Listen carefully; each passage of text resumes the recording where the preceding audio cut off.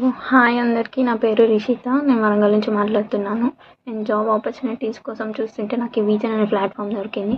2 months course తీసుకున్నా. It's online course. So నాకు 2 monthsలో online course ఇచ్చి నాకు జాబ్ ఇప్పించారు. నాది టెలిపర్ఫార్మెన్స్ కంపెనీ అండ్ 2.8 CTC తోటి.